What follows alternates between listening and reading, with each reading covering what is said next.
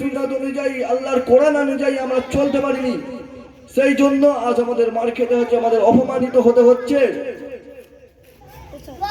আমার আপনার নবী, দয়ার নবী, দো জাহানের বাদশা জনাব মুহাম্মদ মুস্তাফা সাল্লাল্লাহু আলাইহি ওয়াসাল্লাম, তিনি কোনদিন কাউকে অস্ত্রের দ্বারায়, কোনদিন কাউকে জোর জবরদস্তি ইসলামের ভিতরে ঢোকাননি। আমার রাসূল এবং রাসূলের সাহাবারা, আমার রাসূলের সাহাবাদের ব্যবহার এত সুন্দর ছিল, আমার রাসূলের ব্যবহার এত সুন্দর ছিল যে তারা রাসূলের প্রেমে মুগ্ধ হয়ে, রাসূলের সাহাবাদের ব্যবহারে মুগ্ধ হয়ে নিজে থেকে কলেমা পড়ে মুসলমান হয়ে গিয়েছিলেন। বলি সুবহানাল্লাহ। কিন্তু আমরা সে মুসলমান হতে পারিনি। আমরা কি মুসলমান? শুনে রাখুন, জেনে রাখুন বাবা, কিছু এদিন করে দেখা যায় কিছু নতুন ছেলেবার হয়েছে, যাদের বয়সটা কিনি, যাদের বয়সটা 18 থেকে 22, কিছু ছেলে বার হয়েছে যাদের বয়সটা 18 থেকে 22, তারা পুরোপুরি হয়ে উঠেছে 26। যাদের বয়সটা 18 থেকে 22, এমন কিছু ছেলে বার হয়েছে তারা পুরোপুরি হয়ে উঠেছে 26।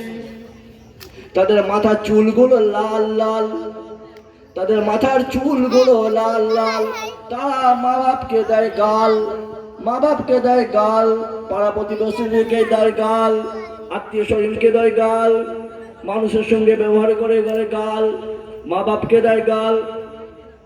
মা বলে চা খা, বলে খাবুনি যা। বাপ বলে কাজে যা, বলে যাবুনি যা। মা বলে চা খা, বলে খাবুনি যা। বাপ বলে কাজে যা, বলে যাবুনি যা। এরা থাকে বেশিরভাগটা দিল্লি, মুম্বাই, গুজরাট। এদের লাইফটা পুরোপুরি বরবাদ। এরা গায়ে দেয় ছোট্ট একটা টি শার্ট, পরনে জিন্সের প্যান্ট, পুরোটাই ফাটা, মার শুধু এদের ঝেঁটা। এইরকম মুসলমান। আজকে এই সমস্ত মুসলমানদের কারণে আমাদের গাল হচ্ছে, আমাদের অপমানিত হতে হচ্ছে। কেন? আমাদের গোড়ায় গন্ডগোল। গাছের চারা যদি ভালো না হয়, ফল ভালো হবে না। প্রত্যেকের বাপ মাকে আল্লাহর দরবারে, প্রত্যেক পিতা মাতাকে আল্লাহর দরবারে জবাবদিহি করতে হবে। গৌসুল আজম বড় পীর হযরত আব্দুল কাদের জিলানী রাহমাতুল্লাহ আলাইহি, তিনি যখন তার মায়ের পেটে, মায়ের গর্ভের মধ্যে ছিলেন, তিনি তার মা আব্দুল কাদের জিলানী রাহমাতুল্লাহ আলাইহি মা জান পেটে সন্তান ছিল। সেই অবস্থায় আল্লাহ পাকের কোরআন শরীফ পড়তেন।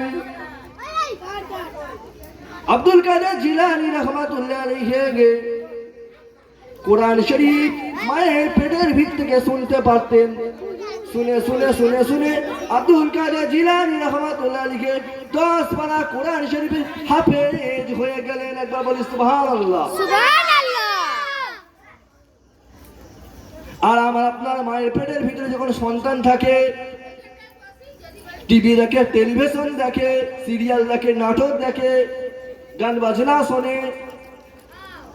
আমার আপনার মায়ের পেটের বাচ্চাগুলো চোর হয়, ডাকাত হয়, গুন্ডা হয়, হারামখোর হয়। এই সমস্ত সন্তানদের ব্যবহারে আজ সমাজের কলঙ্ক, সমাজের বদনাম। কেন? বললাম চারা খারাপ, ফল ভালো হবে না।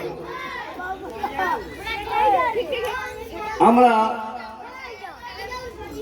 বাবুরা একটু চুপ করো, তোমরা কথা বলছো না, একটু চুপ করো, অত কথা বলো না। কেন? আমরা আমাদের মা বাবাদের, আমাদের ছেলেদেরকে ভালোবাসি। কেমন ভালোবাসি? আমরা প্রত্যেকে আমাদের ছেলে পেলেদের ভালোবাসি, ছেলে মেয়েদের ভালোবাসি। কেমন ভালোবাসি? যদি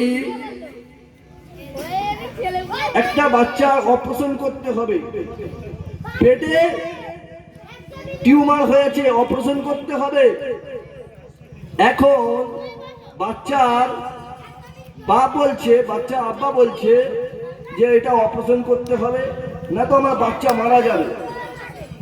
আর বাচ্চার মা বলছে না, আমার ছেলে অপারেশন করবো না, আমার ছেলের পেট কাটবে, আমার ছেলের যন্ত্রণা হবে, আমি মা সহ্য করতে পারবো না।